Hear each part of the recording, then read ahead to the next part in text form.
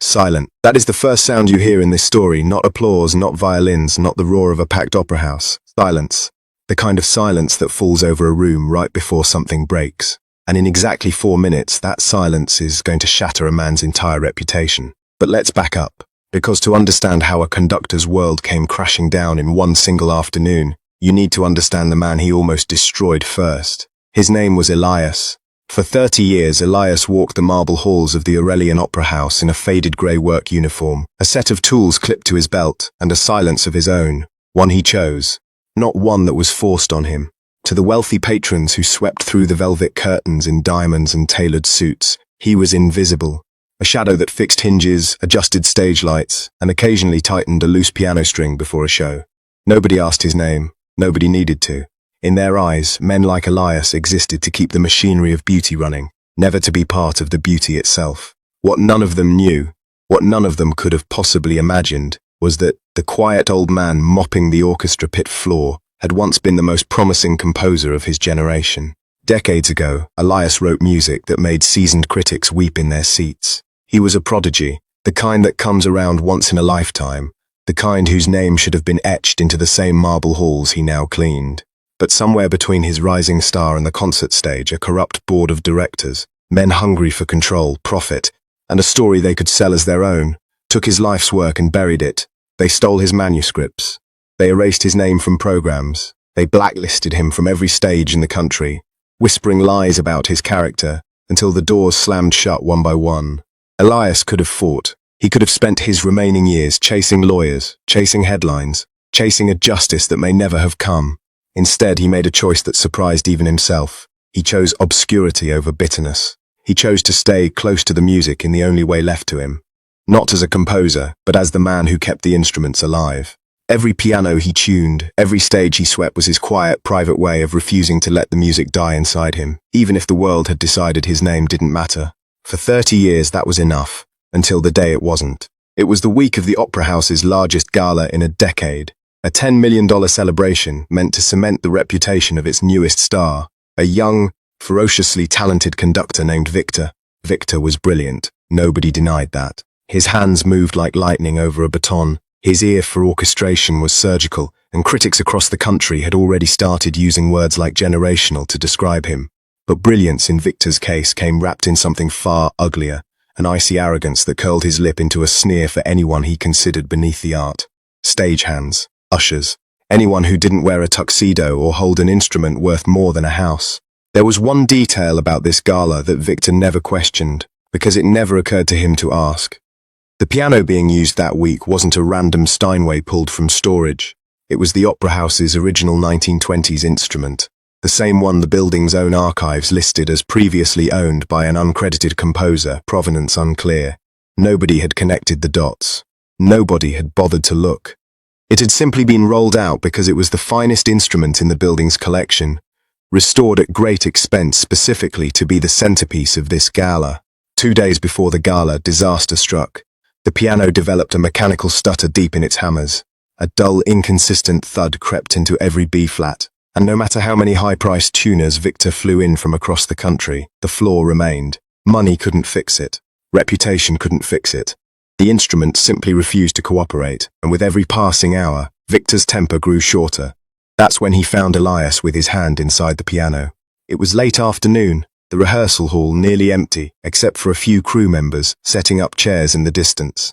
Elias had noticed the stutter earlier that day. He always noticed things others missed. A lifetime of listening had sharpened his ear beyond anything money could buy, and he'd quietly slipped backstage to see if he could help. He wasn't trying to be seen. He wasn't trying to prove anything. He was simply doing what he'd done for 30 years, taking care of an instrument that needed him. What he didn't say out loud, what he barely let himself think, was that this particular piano had a weight to its keys he still remembered in his hands, a memory 30 years old that he'd trained himself not to trust. Victor stormed in mid-sentence, already shouting before he even reached the stage. "What in God's name do you think you're doing?" Elias straightened slowly, his hand still resting gently near the piano's open lid. "There's a dampener issue, sir. I think I can." "Get your greasy hands off a masterpiece." Victor's voice cracked through the empty hall like a whip echoing off the marble walls. His icy blue eyes locked onto Elias with a contempt so sharp it silenced the distant chatter of the crew instantly. Elias didn't move. He'd heard worse in his life from worse men, and he'd learned long ago that dignity wasn't something you had to defend loudly. But Victor wasn't finished. You think a man who hauls crates for a living understands the nuance of a B-flat? He spat, stepping closer, his tailored shoes clicking against the stage floor. You think 30 years of pushing brooms taught you anything about music? He reached into his pocket, pulled out a handful of loose change, and hurled it at Elias's feet with a violent flick of his wrist. The coins scattered across the stage with a sound that felt far louder than it should have. A sound that seemed to hang in the air long after it should have faded. Go pick that up, Victor sneered, and go back to the basement where you belong. The few crew members nearby froze. Nobody said a word. Nobody dared to. This was Victor's stage, Victor's gala, Victor's world. And everyone in that building understood, in the way people understand unspoken rules, that crossing him meant crossing your career. Elias looked down at the scattered coins for a long moment. Then he looked back up, his expression unreadable, calm in a way that unsettled anyone paying close enough attention. He didn't argue. He didn't raise his voice. He simply hummed. One single perfect frequency, clean, resonant, and impossibly precise, filled the space between them. Victor blinked, momentarily thrown by the strangeness of it. "What are you?" "Third dampener from the left," Elias said quietly, nodding toward the piano's open frame. "Felt's worn thin on the underside. That's your stutter." Victor's tuners, 3 of them, each flown in from different corners of the country, each charging more for a single visit than Elias made in a month, had spent 2 full days searching for exactly that flaw and had come up empty. And here was a stagehand, identifying it in seconds, without even touching a key. For a moment, something flickered across Victor's face. Not quite doubt, not quite curiosity. Something closer to confusion, quickly buried beneath a laugh that came out sharp and humorless. "Delusional, old man," Victor muttered, shaking his head as he turned away. Absolutely delusional. He didn't ask how Elias knew. He simply walked away, already barking orders at his assistant about finding a real technician before the gala. Elias bent down slowly, gathering the scattered coins from the floor one by one, his joints protesting with the movement of a man who had given 30 years of his life to a building that didn't know his name. He said nothing. He never did. But something had shifted in that rehearsal hall. A crack invisible for now, running beneath the marble floor of the Aurelian Opera House. And in less than 48 hours, that crack was going to split wide open in front of the entire city's elite. Before we go further into this story, let's pause for a second. Victor thought he was protecting the prestige of his stage. He thought throwing coins at an old man's feet was a display of power, a reminder of who belonged in that building and who didn't. What he didn't realize, what he couldn't have possibly imagined, was that he wasn't insulting a stagehand at all. He was insulting the man who built the very stage he stood on. Before we reveal the moment the entire orchestra went completely silent, let us know in the comments below. Where are you watching from today? And if you believe true talent can never stay hidden forever, no matter how long the world tries to bury it, make sure to subscribe, because tomorrow's episode is going to change the way you see quiet strangers forever.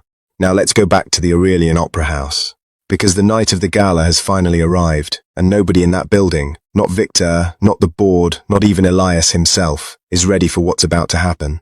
The night of the gala, the Aurelian Opera House transformed into something out of a dream.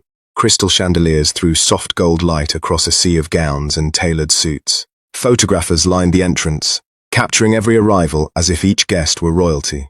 $10 million had been spent making this single night appear effortless, and by every visible measure, it had worked. Backstage, the mood was entirely different. Victor paced behind the velvet curtain, adjusting his cufflinks for the 4th time in 10 minutes, his nerves masked beneath a mask of practiced composure. Tonight wasn't just another performance. Tonight was the night critics from 3 continents would watch him conduct a symphony that had, for decades, been credited to Anonymous. A piece the Opera House had specifically chosen to headline this gala precisely because of the mystery surrounding it. A forgotten masterpiece, they'd billed it. Nobody involved in the marketing had any idea how literally true that phrase was about to become. Elias stood near the wings, as he always did, checking the final details of the stage. The lighting rigs, the curtain weights, the piano he had quietly repaired himself the night before, working alone long after the tuners had given up and gone home. He'd fixed the dampener exactly as he said he would, without credit, without acknowledgement, simply because the instrument deserved to be whole. He had no idea that tonight, everything he'd buried for 30 years was about to resurface in front of the entire city, because waiting in the wings, adjusting the final pin in her hair, was the gala's guest soloist. a world-renowned pianist whose name filled concert halls across the globe. She hadn't come for the fee. She had come because 2 years earlier, a musicologist friend had shown her a digitized fragment of the Aurelian Opera House's archive, a photograph of an old, unlabeled manuscript page, water-damaged and half illegible, filed under composer unknown. She'd recognized the handwriting instantly, because she had spent 20 years studying every surviving fragment of the mysterious symphony she'd built her entire career interpreting. That single archive photograph was the reason she'd specifically requested this venue, this gala, this piece. She had come to the Aurelian Opera House because some instinct told her the answer she'd chased for 2 decades might be buried inside its walls. She had no idea the answer was standing 30 feet away from her, in a faded grey uniform, holding a wrench. The lights dimmed, the audience fell silent. And as the curtain began to rise, nobody in that opera house, not Victor, not the board, not the 1,000 elite guests seated in velvet chairs, had any idea that the next 10 minutes were about to unravel 30 years of buried truth. The curtain rose to a wave of hushed anticipation, the kind reserved only for nights that people would talk about for years afterward. Victor strode onto the stage first, chin lifted, every inch the picture of a rising legend. He soaked in the applause the way a man soaks in sunlight after years of waiting for it, greedily, desperately, as though the ovation itself was oxygen. He turned toward the audience, offering the practiced half-bow of a conductor who had rehearsed humility just as carefully as he'd rehearsed to the symphony. Then came the moment the entire program had been building toward. The soloist stepped onto the stage. She moved with the quiet confidence of someone who had spent 2 decades mastering not just an instrument, but a mystery. The audience rose into a standing ovation before she even reached the piano. Her reputation preceded her, built almost entirely on her haunting interpretations of a single symphony whose composer the world believed had vanished into poverty and death decades earlier.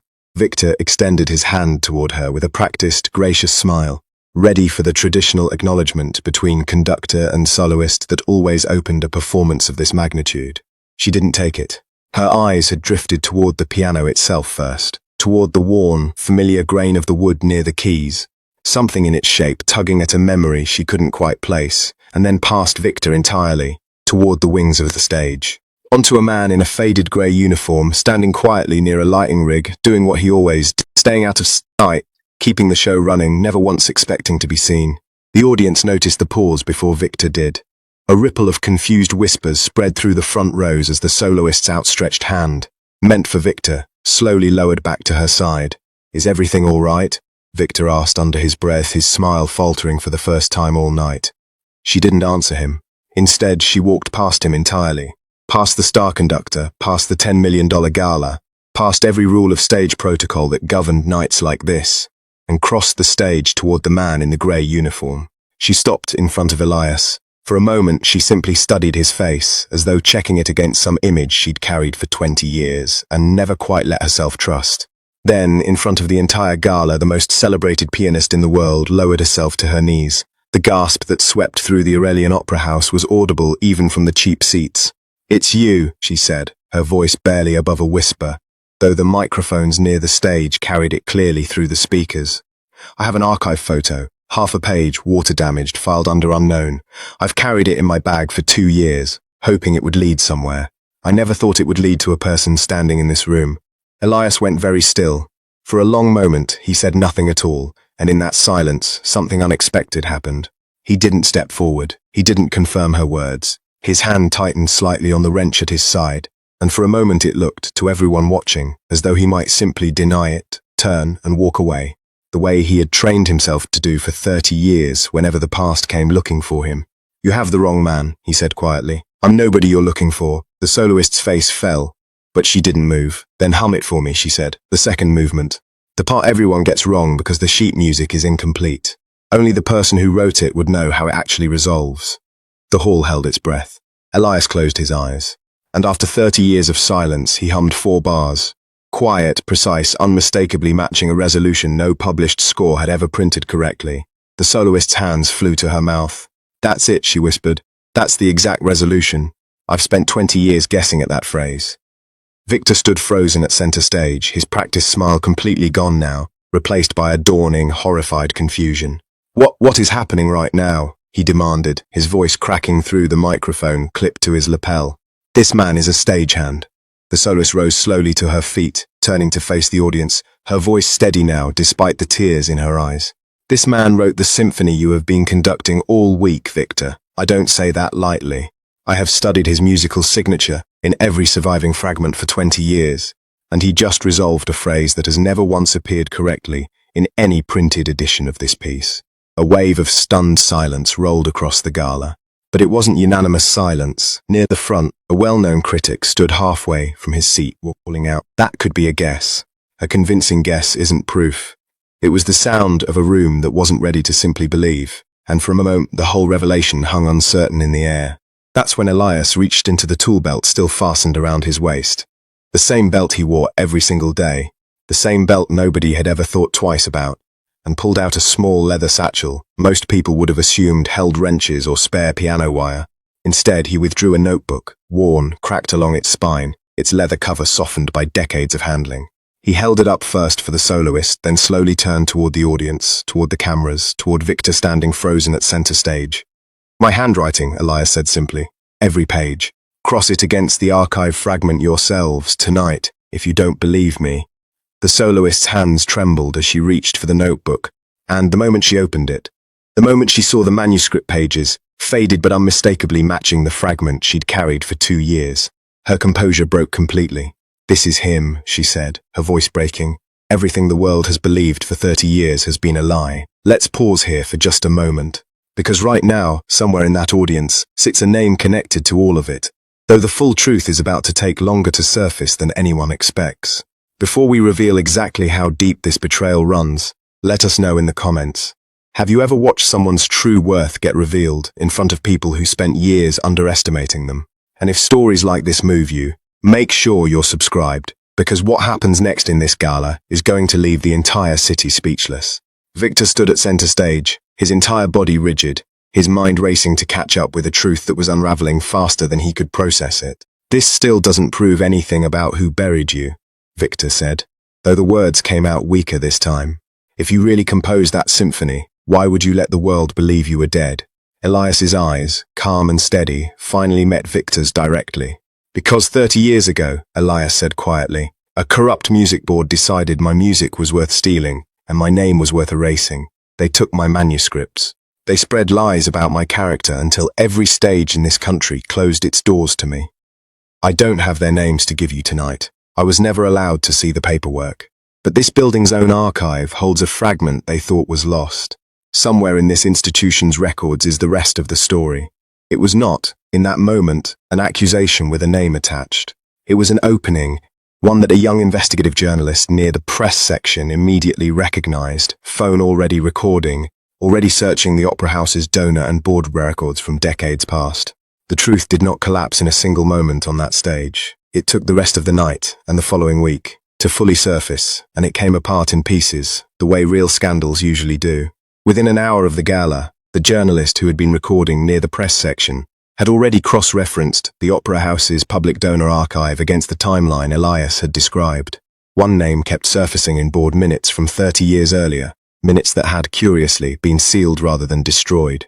That name belonged to a founding board member whose family had remained prominent in the Opera House's affairs for decades. He was also Victor's father. He was not in the audience that night. When reporters reached him by phone the following morning, he denied everything. "This is absurd," he told the first outlet that called him. "I have no knowledge of any stolen manuscripts. This man is clearly looking for attention, and frankly, so is that pianist." For 2 full days he held that line. His lawyers issued statements. He refused to answer further questions. It might have ended there, an old man's denial against aging stagehand's story, with no hard proof to bridge the gap. If the sealed board minutes hadn't contained something the family had forgotten still existed, a formal letter, 30 years old, authorizing the reassignment of a young composer's manuscripts to the board's private archive, pending review of his conduct. It bore his signature.